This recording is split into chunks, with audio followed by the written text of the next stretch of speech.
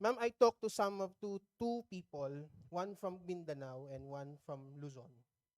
And they said na they hated the impeachment process of the vice president. They are not, ayaw nila na, hindi nila boses yung nangyari sa impeachment trial.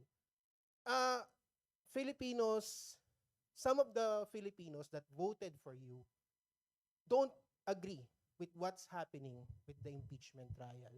What's your thought po na hindi lahat ng mga bumoto sa inyo or lahat ng constituents ninyo ay pabor sa impeachment trial? And again, 32 million voted for the vice president. Are you scared of a pushback from the 32 million who supported the vice president? Notwithstanding na yung mga sinasabi ng mga ng voting doon sa House ay maraming Mindanaoan daw ang bumoto, which is equivalent daw doon sa population ng bumoto sa kanila. But that is not the case kasi some of the people I've talked to, they said hindi nila gusto yung nangyayari ngayon sa impeachment.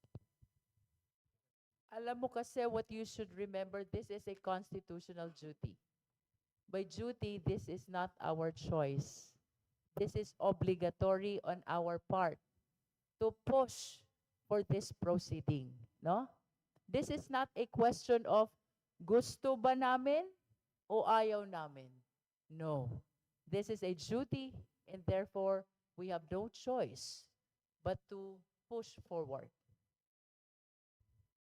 If I may add, Una ka, ma'am. thank you. This duty is bigger than all of us.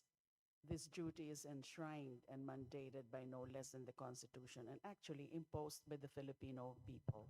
So this is bigger than any one of us, and this is bigger and far more primordial than any personal or political concerns.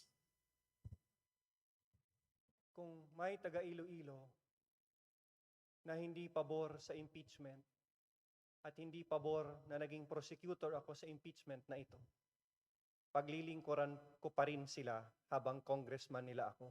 Magkasundo man kami o hindi sa impeachment na ito.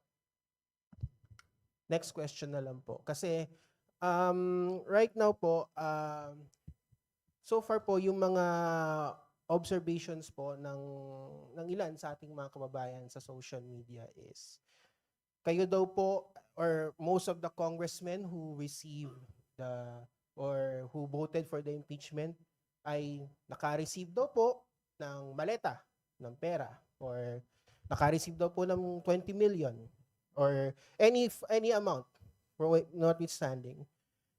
These are the people that you na sinasabi din yun po na some of them are trolls. Pero of course, hindi naman lahat sila, yun ang paniwala nila.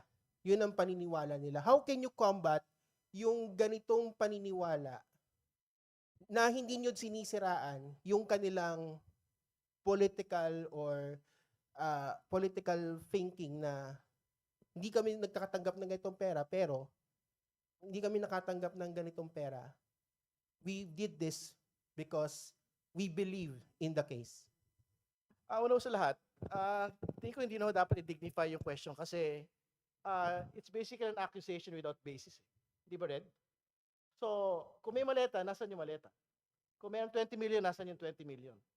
So, I don't think that deserves an actual comment from the panel of prosecutors today.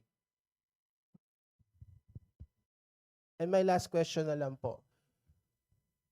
Ano pong end all and be all po nito? I mean, people, sinasabi na nga, di ba, dapat talo niya lang si Vice President Sara Duterte sa election. I mean, yun nga, dapat talo niya lang siya sa election kasi ang end all and be all nito is removal from office. She announced her role or she announced that she will run in 2028 elections, in the 2028 elections. Marami ang nagsasabi na pag nawala si Vice President Sara, a more friendlier Vice President would be appointed. So ano po ang end all and be all nitong impeachment End trial all na and to? be all of this impeachment process is accountability. We owe it to our people. We owe our being elected to our people. We have to show them that we follow the Constitution, that sila ang pinagsisilbihan natin at hindi tayo gumagawa ng pagtataksil sa bayan. So accountability po ang end all and be all nito. One last follow-up. Pag ang constituent ninyo nagtanong na iboboto namin si VP Sara sa election, what are you going to do? Parang si Boy Abunda. This is what democratic country is all about.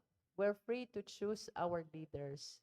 But please understand, the 11 prosecutors, we are simply responding to a constitutional duty. As a matter of fact, with all due respect to our constituents, this is not a question of natutuwa ba sila o hindi. Gusto ba nila o hindi. This is a duty which we really have to face. Thank you. Matred, for today's last